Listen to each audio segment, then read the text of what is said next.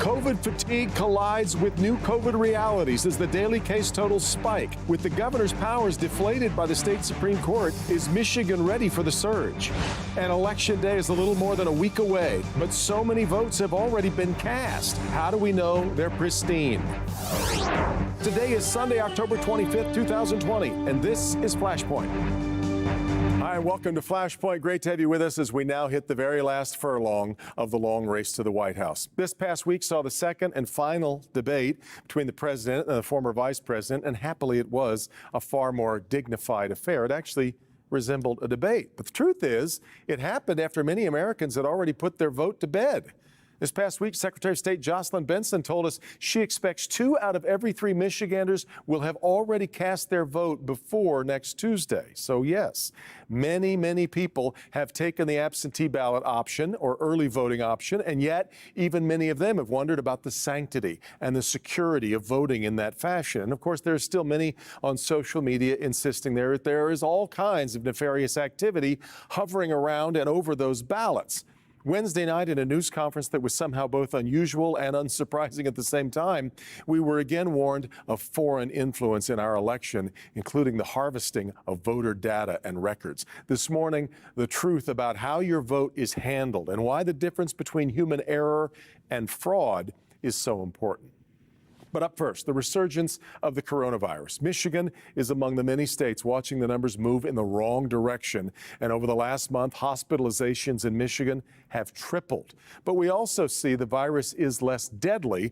Does it change the way we should respond, especially in light of the court decision that stripped Governor Whitmer of the emergency powers that she believes helped us manage this virus for months? We'll start there today on Flashpoint.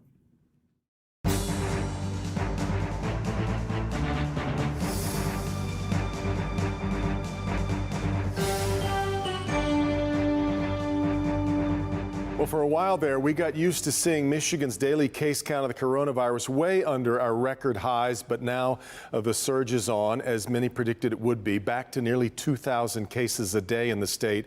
Hospitalizations are up, and that matches what is happening in many other states. In fact, 8 other states with all-time highs on the number of hospitalizations. Let's get to the lay of the land right now today with my first guest, starting at the bottom of the screen here, and we'll move counterclockwise. Dr. Juan Marquez is the Washtenaw County Medical Director.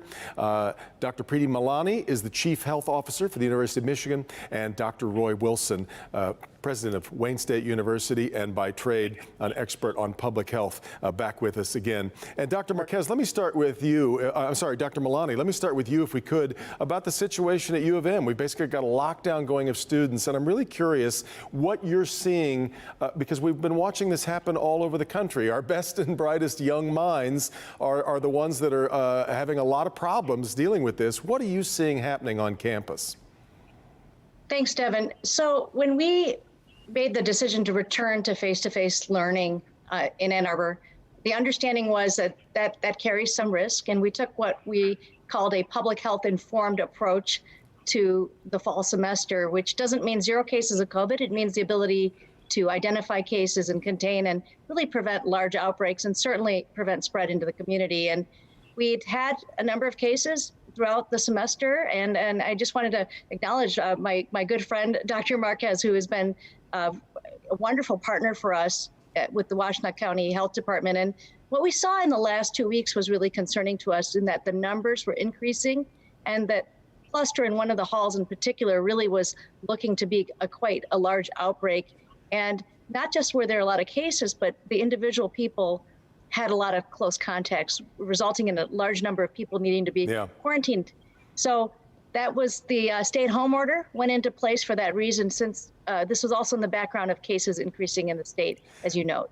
And Dr. Marquez, when you look at what's happening countywide, then, is it a matter of the University of Michigan kind of being the hub of activity, or have you got problems elsewhere across the county now? Yeah, that's a really good question. I would say that certainly we've had a rise in cases in U of M students. But we also had a rise in other places in the community. And so I think that one of the, with our close collaboration with the University of Michigan was really understanding what our public health capacity would be. And so I think earlier we had a small spike in cases, and we were able to transfer some of our staff to really work with U of M students. But I think in the context of rising cases in the other parts of the county, we met with U of M and I think collaboratively decided that this was just putting too much of a stress on our public capacity. And so we proceeded with the stay-in-place order. And Dr. Wilson, what's your view? Give us an idea of what's been happening at Wayne State, but also in general, how you feel like the state has been handling what's going on at its many universities.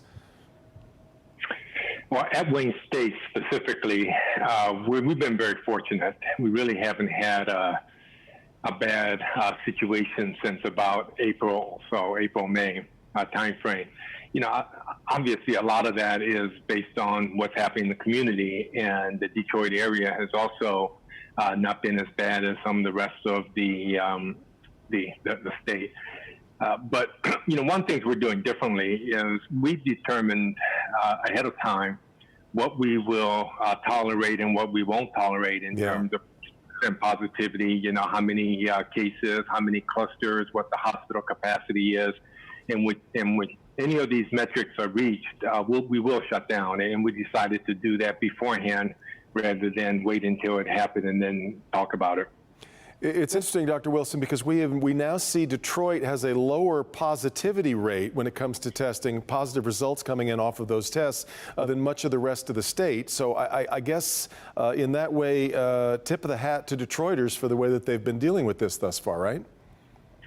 Yeah, Detroit got hit really hard in March, April, and I think as a result of that, people have been super vigilant. There were other areas. I remember making a remark in that time frame about how well the Upper Peninsula was doing, and they were at that time. And obviously things have changed now, and so the lesson from that is none of us can become too complacent. We have to continue to act as if it can happen to us. We're fortunate that things aren't bad at Wayne State and in Detroit, but we can't get smug about that, and we have to continue to treat this virus with the respect that it deserves and be as vigilant as possible day in and day out.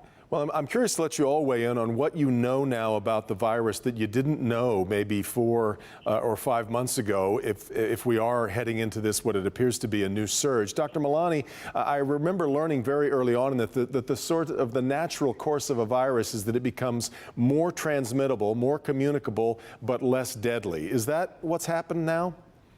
Well, it's interesting, Devin. The epidemiology has shifted, and I think as more vulnerable older adults especially have sort of taken themselves out of circulation, we are seeing lower deaths, but death is just one measure, and there are a lot of poor outcomes related to COVID.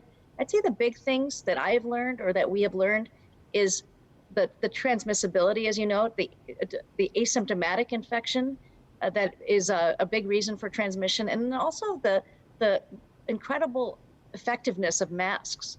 And that is something that I think really we didn't understand at the beginning of this, but it is something that's going to be with us moving forward. In fact, some of the conflicting advice, people are still kind of beat over the head with what their take was on masks, maybe even 6 months ago. Dr. Marquez, it was interesting this week to have Dr. Janae Caldoun sort of really ratchet up her advice on if you want to eat in a restaurant, only take the mask off for the moment that you take a bite and then put it back on. What do you think? What are you learning so far about this that we didn't know before?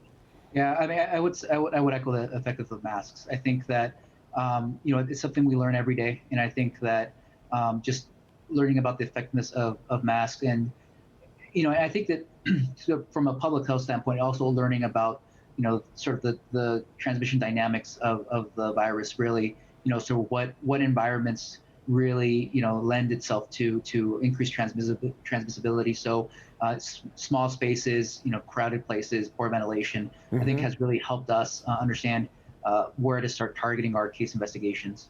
And Dr. Wilson, we've had you on the program a number of times since this whole thing started. I guess the last time was in, I believe, early August. So give me a read on what you've learned now that you didn't feel like you knew or understood before. Yeah, well, certainly I have to agree with both Dr. Milani and Dr. Marquez, so I won't repeat what they said. But the thing that I think is often overlooked is that we focus on mortality. Sometimes we overlook the long-term morbidity of COVID-19. And to be honest with you, for me personally, I fear that more than I do mortality. I think the chances, the death rate is fairly low. I'm a fairly healthy person, but the possibility of having a cardiomyopathy or sense of smell being lost will adversely impact my quality of life in such a way that I'm scared stiff of those kinds of things. And that's something that I don't think we knew very much 6-7 months ago. Well, Dr. Malani, speak to that if you would as well, because we now have a president who has gone through having it and has in many ways come out and said and bolstered the arguments that many have made, which is that, look, yes, you don't want to get this thing, but you're probably going to survive it. Overwhelmingly, the odds are in your favor that you're going to be fine, and that the shutdowns and the massive economic impact have not been worth sad to say, the lives that we've lost, but they're relatively few given the number of cases. How do you tend to approach that question, Dr. Malani?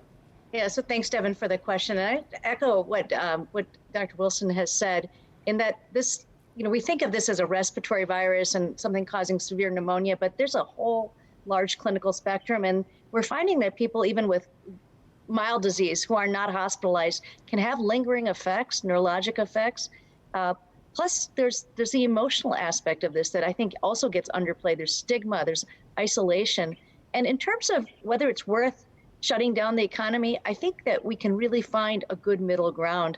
No one wants to go back to the spring where we were all at home and not able to do anything, but if we all work together, we can continue, because there really is no economy if the public health piece isn't there. You need both of them to go hand in hand. Dr. Marquez, same idea. It's funny because I think a lot of us have adjusted the way that we've behaved. We started out maybe wiping down every grocery, every piece of mail that came into the house. Maybe people aren't doing that as much. We have adapted some ways, but are you worried that maybe we're getting too lax? That's a good question. I would say that there's a whole spectrum, right, in terms of our concern. On one hand, I think what we saw early on, wiping everything down, not wanting to touch any groceries coming in or the mail. I think we know a lot more about the virus, but my concern now is exactly the increased complacency. So that it's not not solely practices that we've learned aren't necessarily effective, but that folks aren't engaging in practices that we know to be effective, specifically wearing masks and avoiding, large crowded areas. I think that there is a degree of complacency that we are seeing, and I think it's, a bit of,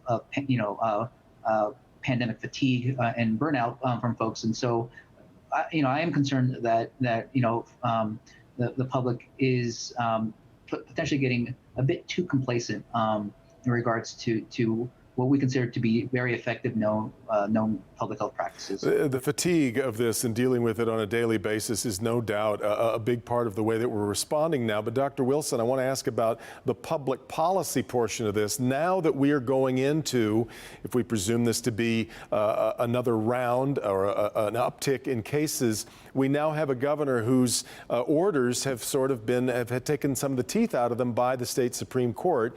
Is that a problem moving forward? Or can we find other ways to fashion public policy that'll keep us safe? Well, you might know that just within the past couple of days, there was a letter that was written by the Michigan Economic Recovery Council, which is made up of a group of business leaders as well as healthcare leaders and education leaders. And, we advocated for a more unified message with both the governor and the legislators, rather than the mixed messages that we're getting. I think the Supreme Court decision, one can argue about the constitutionality of it. It's basically a moot point. They've made their decision. But, one can certainly argue that it's caused some confusion, and people aren't sure exactly, what's right and what's wrong now and what's doable. I think that the